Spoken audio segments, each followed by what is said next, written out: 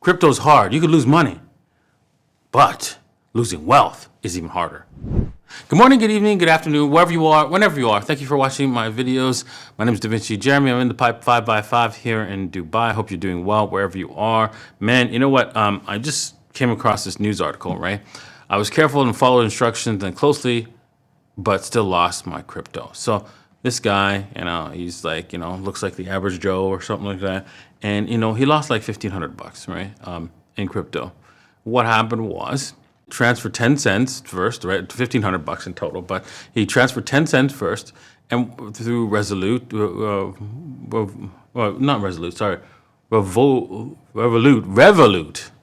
sorry, is the name of the product.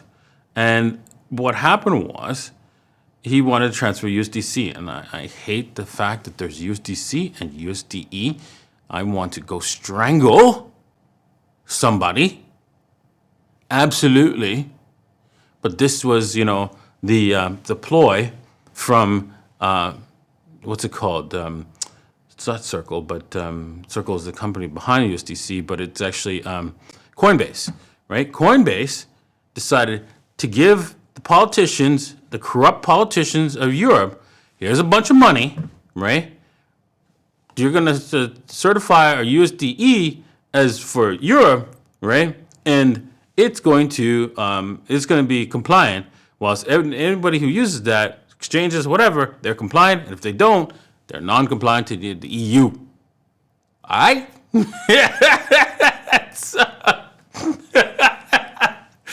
So basically, this makes things a little bit more complicated, right, for people. So what happened was he transferred it to the wrong thing. He transferred first to the wrong network for the Polygon. He sent to the right network first, Polygon POS, and then the second time he transferred to the Polygon Bridge.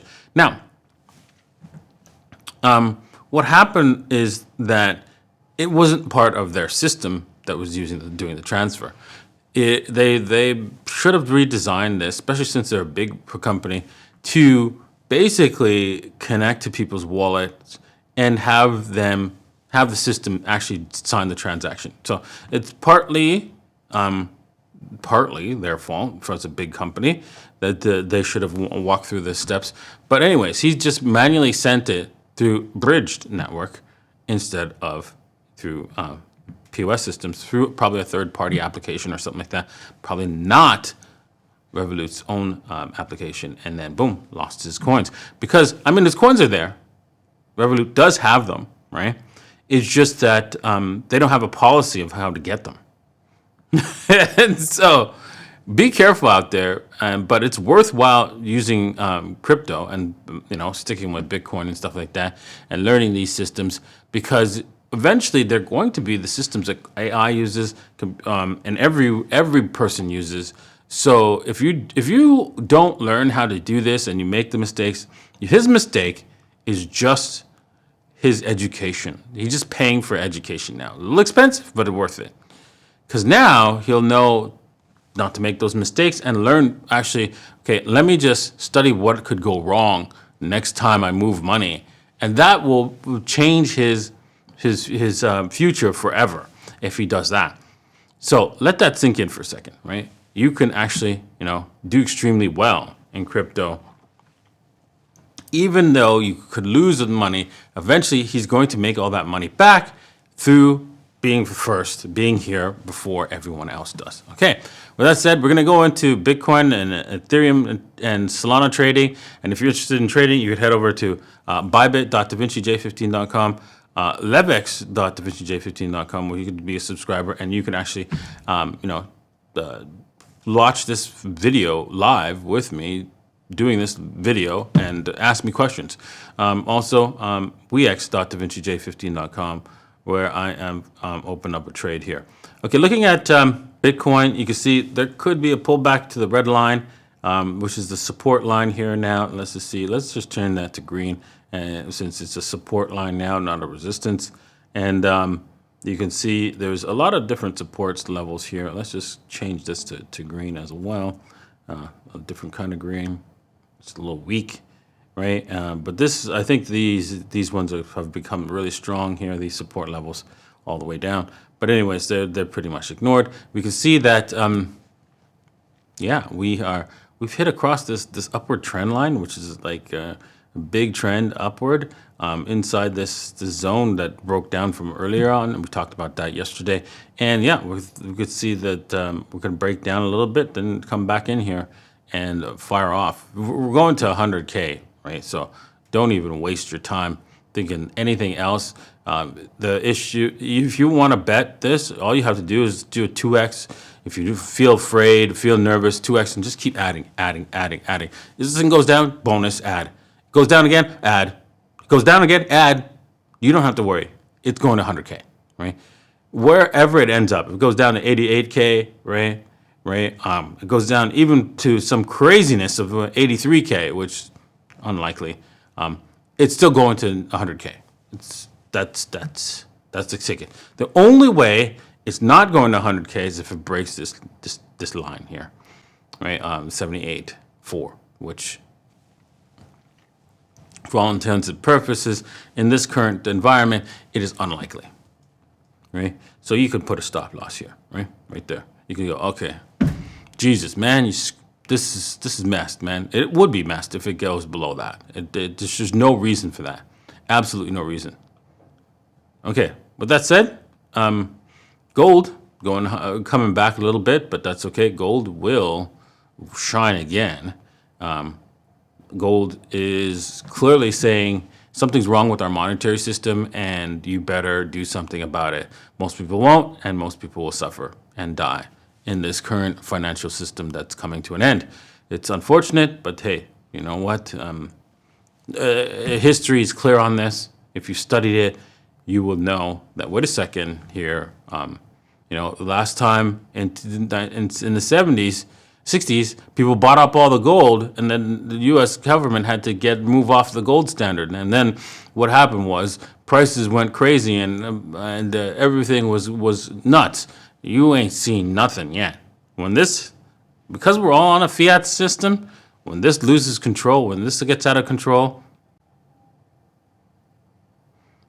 the losses that are going to be suffered and borne by the average person will be monumental. So don't be caught on the wrong side of that. Make sure you have some gold. Make sure you have some Bitcoin. Make sure you have some silver, whatever asset do you know that will protect you. Obviously, these other cryptocurrencies probably aren't going to do that. Not as well as Bitcoin and gold. So yeah, keep that in mind.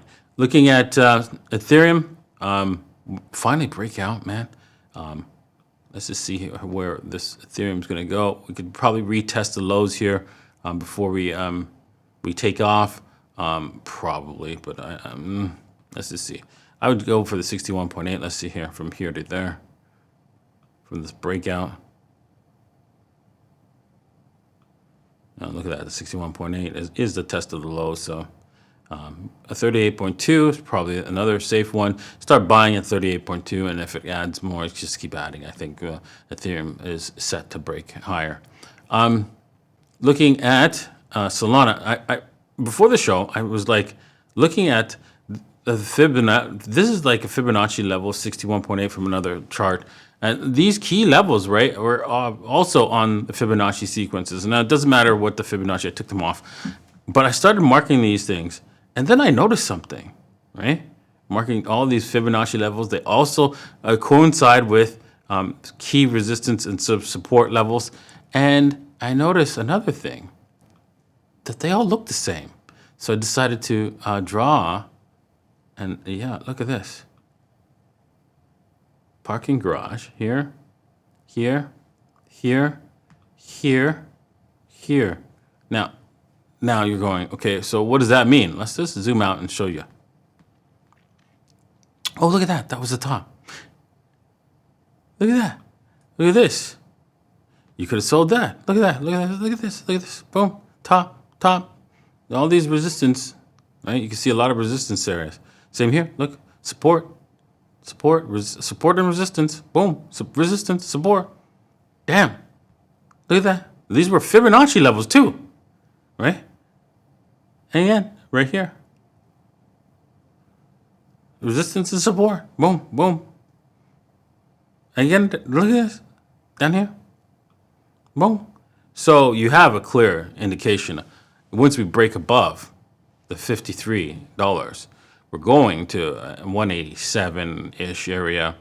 And yeah, and then we'll see what happens from there, right? Might be a little slow, might be a little fast. Doesn't really matter. It's going there, right? So, and it could bounce around in that area, but that's what it is, right? You can see, look, we break that, boom. We come back, we test it, we hold and break down, we test the bottom. Then we go up, we fail, come back down, and then we test and test the top. Boom. I mean, look at this. It's ridiculous. Right? So there it is. It's clear what is going on here in Solana. So if you wanted to take a long here, it's a good chance we're going to come up to the 187. Not guarantees, of course, because you can see back here, right? There was some breakouts and then it failed. Breakouts and then it failed, right? So not a guaranteed, of course, of anything. Just a clear indication of what the market would likely want to do should it break higher. So there it is. There it is. Boom. And that's all I got for today. Hope you enjoyed today's episode, and we'll see you guys next time. Peace.